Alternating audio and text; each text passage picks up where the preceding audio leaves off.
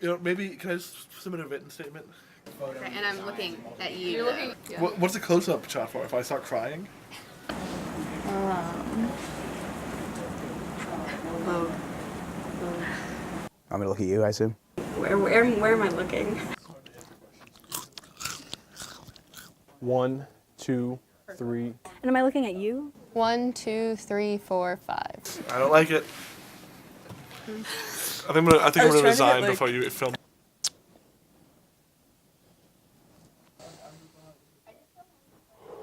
Okay, I'm ready now. We're ready.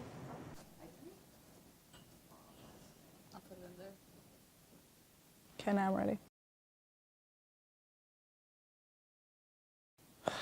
Damn, it seems like ages ago. Freshman year, the recruitment night, I was very overwhelmed. I joined the sports section right away. My first assignment was covering the LGBTQ cabaret. And I was so nervous because I'd never interviewed anybody. I wrote this story about like new academic offerings that the college was having, and Kira Maddox, who was I think the managing editor at the time, just like ripped the story to shreds. I sent in my first draft, and my editor's only compliment was that I met the word count. My story ended up being used in the next news meeting as an example of what not to do when covering like an event or a speaker. That's impossible. That's wow.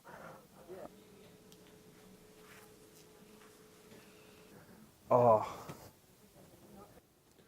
think I don't have a specific one to pinpoint, unfortunately, but I think there's this feeling of when you publish a really big story. This feeling of, we did the best we could on this, and here's the news. We're the Ithacan, we give you the news, here's the news. I was in Atlanta, and I was like there for a wedding, and I got a text message from like one of the other designers. It was like, we won like first place from the New York Press Association, and I was so excited. It was like kind of like an affirmation of like that I was doing good stuff. So yeah. My favorite memory of the Ithacan is probably the drive back from Olive Garden when we went about a month ago, and we just blasted Taylor Swift and just sung the whole entire way home. Oh, it was my junior year, I think, and Kayla Dwyer was the editor-in-chief, and we like haven't really been making deadline. It's kind of rough the past couple weeks, and then on this Wednesday night, we made deadline, and everyone was super excited, so we went out for purity. And then every time we made deadline, we just went out for purity to celebrate. Gina Davis was coming to campus, and I got to do like a small press conference type situation with her, where it was just like me and a couple other students. That was really exciting. I feel like that was like my first real world experience because it was like Gina Davis, and it was really cool. The night we were working on the RA protest story my sophomore year, and we were there until 5 a.m. And it was just, a fun night, but also an awful night. So, yeah. Any deadline night with Sam Fuller and Tommy Battistelli, truly, just any. I think that was the dream team.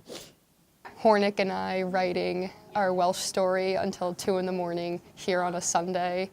We had Oreos and grapes he brought me, so that was very sweet at 2 in the morning. And our deadline for it was Monday. And the best part about that even too was Michael didn't send it to Perg.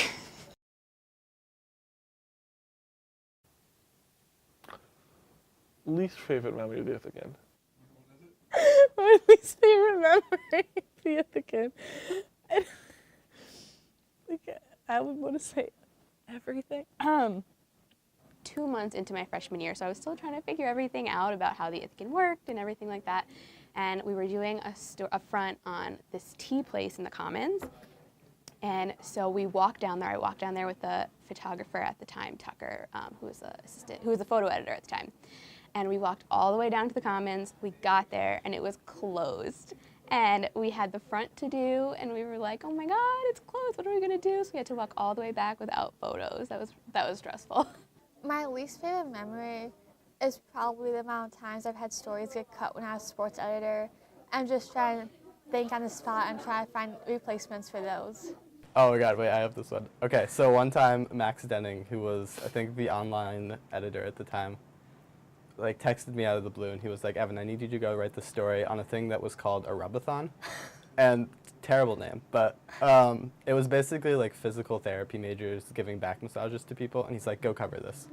And I had gotten like 4 hours of sleep the night before, and I was like, this sounds stupid, and it was stupid. Oh, sometimes I would have to write an editorial on a Wednesday, like at 7.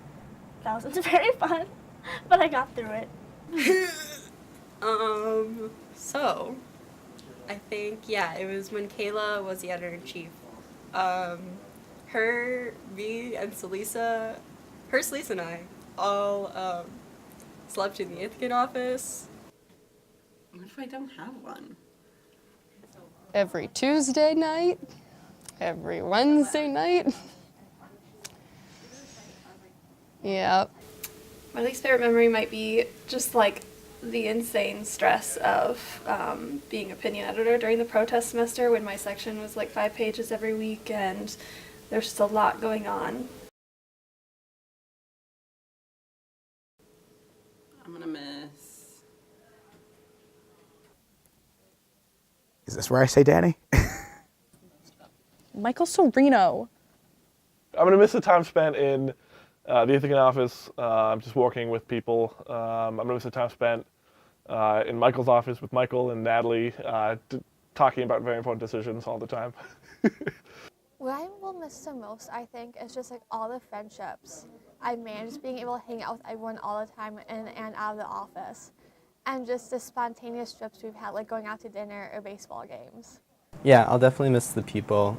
It's always great to come in here on like a Monday or Tuesday afternoon and just like hang out in the office and chat with people and watch them do their work. What I'm going to miss most about working at the Ithacan is in working at a student newspaper, we don't necessarily do it for money. We do it for the passion. I'm trying to figure out a way to say this without like bashing the journalism major.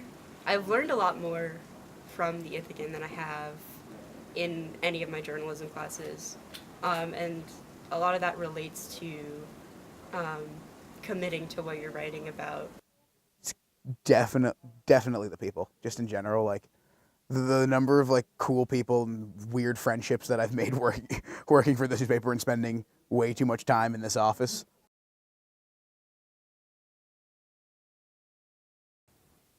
Trello. Trello?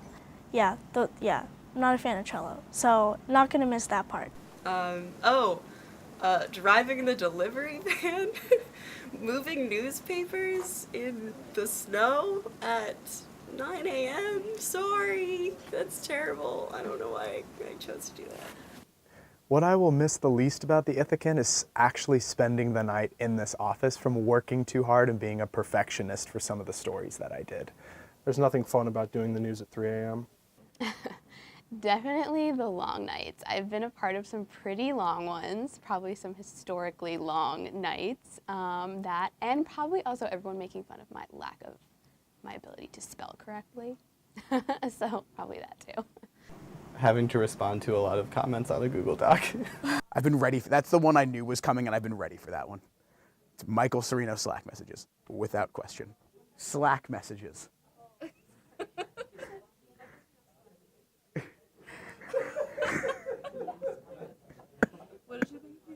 Michael Serino slapping me. Ugh, Rogan's pizza on a Wednesday. It was terrible, but I still ate 3 or 4 slices every time because I was hungry. Just the constant workload that is not just schoolwork. We just always have stuff to do, and I feel like once you finish one thing, there's 5 other things lined up that we have to get done. I'm going to take away, I don't know what I'm going to take away. What are other people saying? Let me pick one of those answers. What was the question again? What will you take? I learned a lot about leadership. It made me really confident that I could be a good leader. In high school, I would submit work to my teachers, and it would be, you're great, your writing is great, you're a great writer, you're great, yay, Aiden Quigley, woo, woo, woo, you know? And when I came to the Ithacan, it was like, wow, this story has a lot of, like, tons of edits from Caleb, who's the news editor, and I was like, wow, I need to work hard. I need to put in time and effort and be better and do better. Don't drive an 8-wheel van at 9 a.m. in the middle of the winter to deliver newspapers. Yep. Near the end of working at the Ithacan, I really found more of a balance of who I was in and outside of this office. And that's priceless in going into the real world. Just generally being able to say that I have some sort of confidence in myself as a journalist, going into the real world, like that's from the Ithacan. Honestly, I don't know if I'd be the writer or reporter that I am today without the Ithacan. The Ithacan definitely helped me realize the career path I wanted in life. I'll definitely take away a strong work ethic. I think that Michael, along with just the general atmosphere in the office, really instills that in every editor. Like, knowing how to be part of a team, I think, is a good skill to have. Oh God, I've been here so long. There's a lot of those. You can probably read the post-it notes on the wall and you'll figure it out. Our very ill-fated trip to Olive Garden earlier this semester. We went to Olive Garden to celebrate Maxine's birthday, and just a lot of funny tidbits. That was a night that featured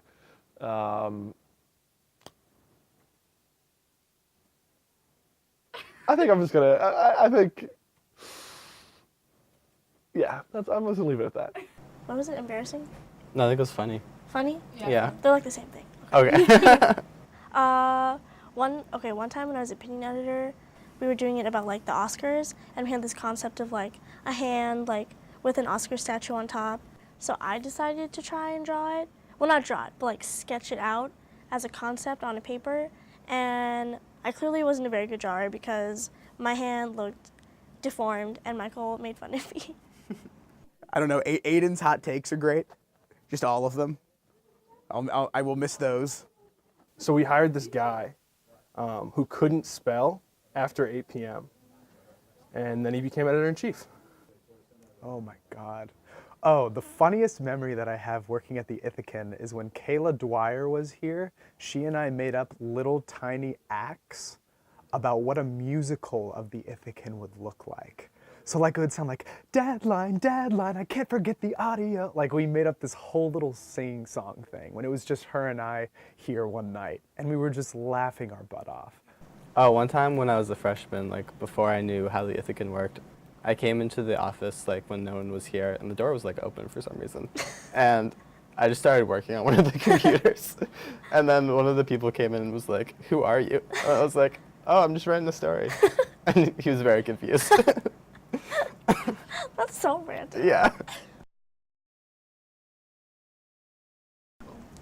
Oh man.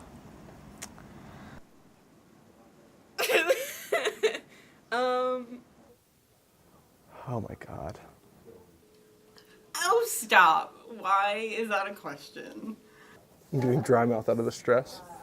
The fact that he cares so much about good writing is, again, really important to me. So, yeah, I think I'm gonna miss that part of him a lot. But this is so cheesy. I hate it. I don't want this anymore. I will miss like the subtle fear he puts into me. That kind of like fear and excitement all at once.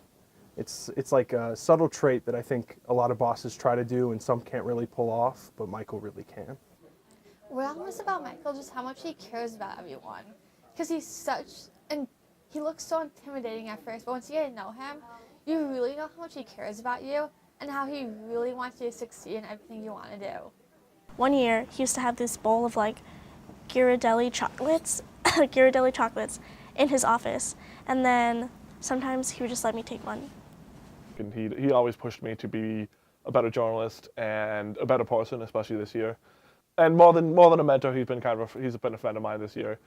I joke around how he's one of my top 5 friends in Ithaca, and it's actually kind of true. Yeah, I'll definitely miss Michael's tangents about like whatever he wants to have a tangent about that day. What I love about Michael is that you can talk to him about anything. It doesn't have to be related to the paper, and he's just a really intelligent person, and I've really loved having a mentor like that to just talk to you about life decisions or just, anything that we're interested in. What I'm going to miss most about Michael is he never let me not be myself. I guess I'll miss how straightforward and direct Michael is. I really like people who are just like, he'll just like tell you what's up. Just everything. Michael Sereno's like this beautiful God-sent angel that was just brought down into the Ithacan office and, was made to just bring a lot of love and energy and hard work